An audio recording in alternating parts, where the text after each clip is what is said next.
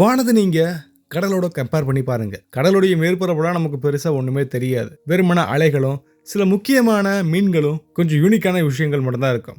ஆனா அதோடைய ஆழத்துல பார்த்தோம்னா இன்னும் முக்கியமான யூனிக்கான பல பொருட்களை பார்க்கலாம். அதே மாதிரி தான் பிரபஞ்சத்துடைய மேற்பரப்புல நம்ம பார்க்கும்போது சில நட்சத்திரங்களும் சில நெபுலாஸோ சில வால் நட்சத்திரங்கள் மட்டுமே தெரியும். ஆனால் நம்ம ரொம்ப டீப்பாக போனோம்னா நம்ம பூமி மாதிரியான கிரகங்கள் இருக்கிறதுக்கு வாய்ப்புகள் ரொம்ப அதிகமாகவே இருக்குது. ஸோ அந்த மாதிரி இந்த வீடியோவில் நம்ம ஒரு கிரகத்துக்கு நம்ம போக போகிறோம். அது பேர் LHS 1140b.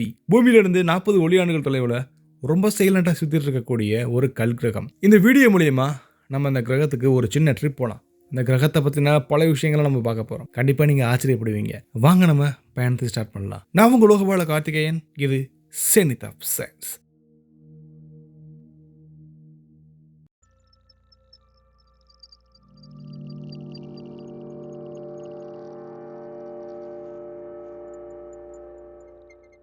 யூனிவர்ஸ் ரொம்ப அமைதியாக இருக்கிற மாதிரி தெரியும். ஆனால் அந்த சைலண்ட்டுக்குள்ள கோடிக்கணக்கான நட்சத்திரங்களும் கோடிக்கணக்கான கிரகங்களும் இருக்கு. அதில் சில நம்ம பூமி மாதிரியோ அல்லது கொஞ்சம் வினோதமாகவும் இருக்கும். அந்த அடிப்படையில் ஒரு முக்கியமான கிரகம் தான் LHS 1140b. இது பூமியிலிருந்து சுமார் 40 ஒளியாண்டுகள் தொலைவில் இருக்கு. ஒரு ஒளியாண்டு அப்படின்னா வெளிச்சம் ஒரு வருடத்துக்கு பயணம் செய்யக்கூடிய தூரம். அந்த அளவுக்கு 40 மடங்கு தூரம்னா மனித வாழ்க்கையில அந்த கிரகத்துக்கு போறது ஒரு கற்பனையான ஒரு விஷயமா தான் இருக்கும். இந்த கிரகம் சுத்தக்கூடிய நட்சத்திரம் ஒரு சிவப்பு நட்சத்திரம். இது ரெட் டுவார்ஃப் ஸ்டார்னு சொல்லுவோம். இந்த நட்சத்திரம் நம்மளுடைய சூரியனோட ரொம்ப கம்மி. அதாவது ரொம்ப சின்னது, கூலிங்கா இருக்கும், ரொம்ப மெதுவாக எரியும். அதனால இது ரொம்ப வருஷத்துக்கு உயிரோடு இருக்கும். ஆனால் இந்த வகையான நட்சத்திரங்கள் பல கோடி வருஷங்கள் இருக்கும் அப்படிங்கிறத விட இது நம்ம எதிர்பார்க்கிறத விட அந்த கிரகத்தையும் பல கோடி வருஷங்கள் ரொம்ப அழகாக வச்சிருக்கும். ஆனால் அதை சுற்றி இருக்கக்கூடிய கிரகங்கள் ரொம்ப நீண்ட காலமாக வாழ்றதுக்கான வாய்ப்புகளும் இது கொடுக்கும். LHS 1140b ஃபர்ஸ்ட் டைம் மனிதனுடைய கண்ணுக்கப்பட்டது 2017 வருஷம். அந்த நேரத்தில் விண்வெளியில் பல டெலஸ்கோப்ஸ் எக்கச்சக்கமான இடங்களா பார்த்துருக்கு. அப்போ ஒரு குறிப்பிட்ட நட்சத்திரத்துடைய வெளிச்சத்தை ஒரு கல்லு, அதாவது ஒரு ஆப்ஜெக்ட் மறைக்குது அப்படிங்கறத ரெக்கார்ட் பண்ணுச்சு. இதை நம்ம டிரான்சியன்ட் அப்படின்ற ஒரு முறைன்னு சொல்லலாம். அதை தொடர்ந்து பூமியில் இருக்கக்கூடிய மிகப்பெரிய டெலஸ்கோப்ஸ் மூலியமா இந்த கிரகத்தை ரொம்ப அழகா பார்த்தோம். அதோடைய மேஸ், சுற்றுப்பாதை, அடர்த்தி எல்லாமே கால்குலேட் பண்ணப்பட்டுச்சு. அதை பேஸ் பண்ணி LHS 1140b அப்படிங்கிறது ஒரு கல் கிரகம் அப்படிங்கிறது கன்ஃபார்ம் பண்ணப்பட்டுச்சு. இது ஒரு வாயு கிரகம் கிடையாது. இது ரொம்ப திடமான மேற்பரப்பு இருக்கக்கூடிய கிரகம். இந்த கிரகத்துடைய விட்டம் பூமியை விட சுமார் 1.5 மடங்கு பெருசு. அதோடைய மேஸ் பூமியை விட 7 மடங்கு பெருசு. இதனால அதோடைய மேற்பரப்பு,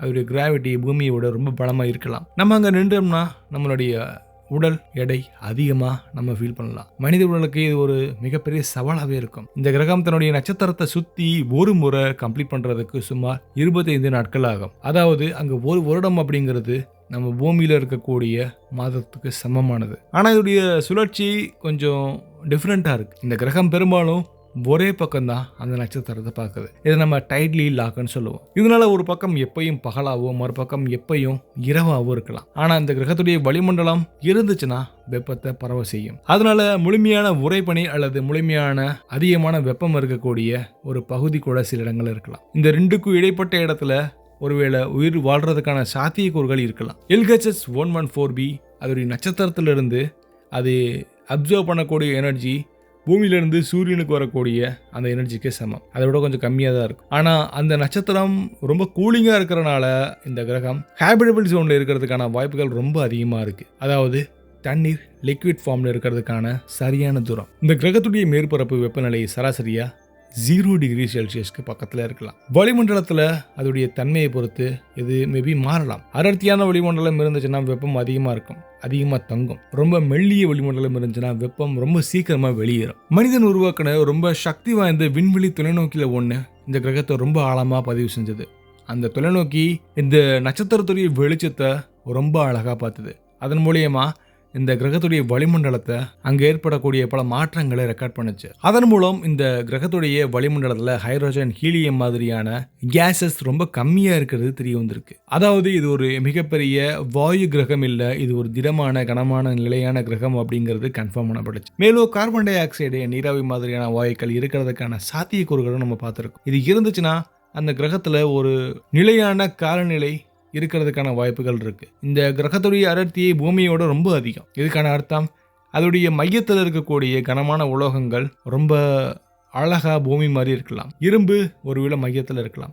கல், மேற்பரப்பு, பூமி மாதிரியான அமைப்பை உண்டாக்கியிருக்கலாம். இப்போ நம்ம இமேஜின் பண்ண இந்த பயணம் நம்மகிட்ட இருக்கக்கூடிய ரொம்ப வேகமான ஸ்பேஸ் கிராஃப்ட் மூலியமா நம்ம போனோம்னா பல வருஷங்கள் ஆகும். ஒளியோட வேகத்துக்கு நம்ம போனோம்னா மனிதன் இதுவரை உருவாக்கின ரொம்ப வேகமான விண்கலம் கூட பக்கத்தில் போக முடியாது. ஒளியோடைய வேகத்தில் ஒரு சின்ன சதவீதம் மட்டும்தான் நம்ம உருவாக்கின அந்த ஸ்பேஸ் கிராஃப்ட். அப்படி ஒரு விண்கலம் LHS 1140B நோக்கி போச்சுன்னா அங்கே சேர ஆயிரக்கணக்கான ஆண்டுகள் ஆகலாம். இப்போ இருக்கக்கூடிய டெக்னாலஜி சுமார் 80,000 1,00,000 ஆண்டுகள் வரைக்கும் அந்த கால இடைவெளி எடுத்துக்கலாம். வாய்ஜர் மாதிரியான விண்கலங்கள் போச்சுன்னா இந்த பயணம் இன்னும் நீளமாகும். பல லட்சம் ஆண்டுகள்.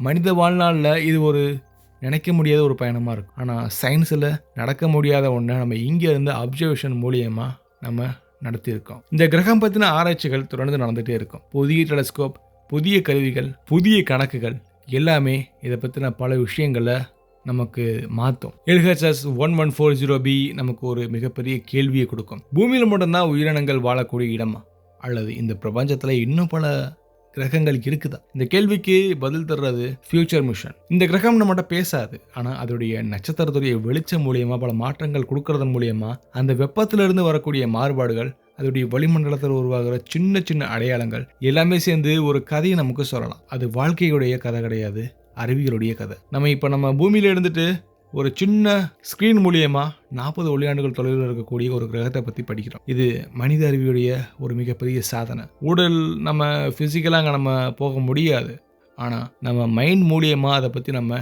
யோசிக்கிறதன் மூலியமா அந்த இடத்துக்கு நம்ம போன மாதிரியான ஒரு ஃபீலை உண்டாக்கலாம். ஒரு நாள் மனிதன் காலடி வைக்கக்கூடிய உலகமாக மாறுமா தெரியாது, ஆனால் அது நம்முடைய அறிவு வளர்க்கக்கூடிய ஒரு லெபார்டரியாக ஏற்கனவே மாறிடுச்சு. ஸோ இந்த பிரபஞ்சம் ரொம்ப பெருசு. பூமியில் நம்ம ஒரு சின்ன துகள் மட்டும்தான். ஆனால் இந்த ஒட்டுமொத்த பிரபஞ்சத்துடைய கம்பேர் பண்ணும்போது நம்மளுடைய மில்கிவே கேலக்சியே ஒரு தூசி தான். அதனால் ஃப்யூச்சரில் நம்ம வானத்தில் இருக்கக்கூடிய பல பொருட்களை பார்க்க போகிறோம். பல விஷயங்களை நம்ம ரொம்ப டீப்பாக டிஸ்கஸ் பண்ண போகிறோம். அது உங்கள் ஃபோனுக்கு வந்து சேரணும்னா நீங்கள் மறக்காமல் சப்ஸ்கிரைப் பண்ணிவிட்டு பெல் ஐக்கானை கிளிக் பண்ணுங்கள். வானத்தில் பார்க்குற ஒவ்வொரு வெளிச்சத்தையும் நம்மளுடைய சேனலை கொண்டு வர்றது என்னுடைய மெயின் மோட்டிவ். அதுக்கு உங்களுடைய சப்போர்ட் எனக்கு கண்டிப்பாக வேணும். அடுத்து ஒரு வினோதமான ரொம்ப இன்ட்ரெஸ்டிங்கான ஒரு ஸ்பேஸ் எலமெண்ட்டை கண்டிப்பாக நம்ம சேர்ந்து விசிட் பண்ணுவோம். பாய்.